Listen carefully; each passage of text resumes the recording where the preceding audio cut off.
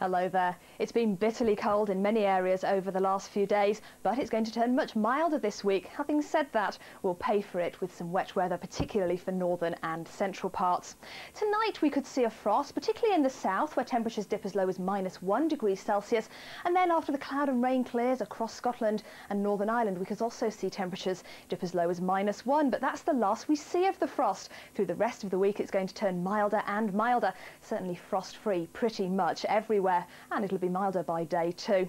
But we'll pay for that because there will be more cloud and some rain around. In fact, we've already got some wet weather in the far northwest, all down to this weather front, and that will sink southeastwards through tonight and tomorrow. Then the south will be dry for a few days with high pressure in charge, but it's a very different story further to the north. This weather front will sink southwards through Tuesday. It'll then get rather stuck in central areas on Wednesday before progressing northwards again on Thursday and Friday. But look how tightly packed these isobars are. It's certainly going to turn very windy indeed.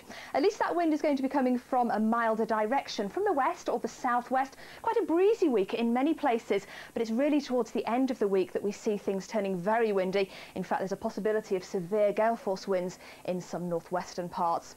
Things are much quieter at the moment. In fact, the wind across England and Wales is much lighter than it has been over the last few days, but it is more cloudy, and that cloud is thick enough to be bringing a few drops of rain too. In the far northwest, we have a thicker band of cloud, and that is bringing a little rain into the Outer Hebrides, and I think we'll start to see that wet weather sinking across parts of Scotland and Northern Ireland through the afternoon. The best of any sunshine today is likely to be in some central and southwestern parts of England, but it is going to feel cold again with temperatures of just 6 or 7 degrees.